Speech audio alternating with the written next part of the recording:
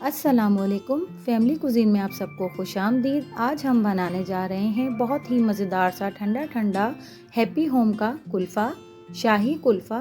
तो वीडियो को पूरा ज़रूर देखिएगा ताकि आपकी रेसिपी भी परफेक्ट बने। तो चलिए रेसिपी की तरफ चलते हैं।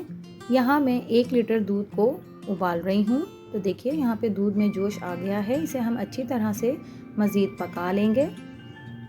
दूध जब अच्छी तरह से हमारा पक जाएगा तो हम इसमें हैप्पी होम का शाही कुल्फ़ा का पैकेट हम इसमें डाल देंगे। देखिए पूरा पैकेट हम इसमें डाल देंगे और इसे बहुत ये अच्छी तरह से दूध में मिक्स हो जाएगा। तो मैं यहाँ पर 3 टेबलस्पून बटर के डाल दूंगी और इसे भी अच्छी तरह से हम इसमें मेल्ट होने देंगे। हमें इसे तकरीबन 20 से 22 मिनट तक बहुत अच्छे से पका लेना है।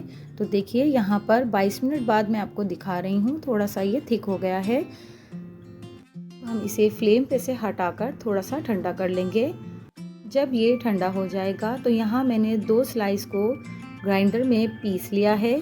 तो उन पीसे हुए ब्रेड को हम इसमें शामिल कर देंगे और बहुत अच्छी तरह से हम इसे मिक्स कर लेंगे ताकि इसमें कोई भी गुठलियाँ ना बन सकें। तो जब तक हम इसे मिक्स कर रहे हैं, अगर आपने मेरे चैनल को सब्सक्राइब नहीं किया है तो उसे सब्सक्राइब कर लीजिए। पास में लगे बेल आइकन को भी ज़रूर दबा दीजिए, उससे मेरी वीडियोस की नोटिफिकेशंस आपको सबसे पहले फ्री में देखने मिलेंगे। तो देखिए यहाँ मैं इसे अच्छी तरह से स्पैचुला की मदद से मिक्स कर रही हूँ। तो यहाँ हमने इसे मिक्स कर लिया है। अब मैं इसे डब्बे में ट्रांसफ़र कर दूँगी।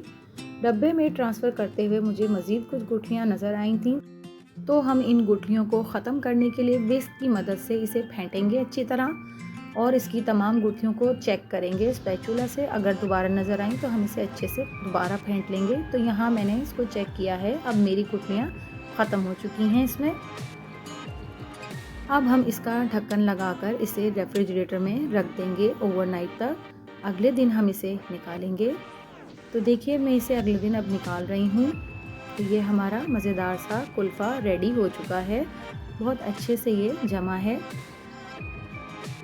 मैं छुरी की मदद से इसके किनारों को अलग कर लूँगी। देखिए मैं चारों तरफ से छुरी लगाकर इसके किनारों को अलग कर रही हूँ। तब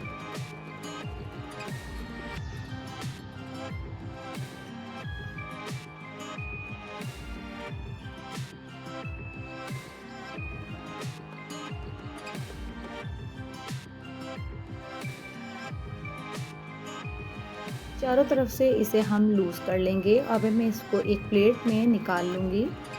उल्टा करके हम इसको निकालेंगे और डब्बे को थोड़ा सा ऊपर से प्रेस करेंगे तो ये कुल्फ़ा प्लेट में आ जाएगा। देखिए ये हमारा कुल्फ़ा प्लेट में आ गया है। अब मैं इसे यहाँ पर ड्राई फ्रूट के साथ गार्निश कर लूँगी। देखिए बहुत ही मज़ेदार और ख़ूबसूरत सा हमारा कुल्फ़ा तैयार हुआ है।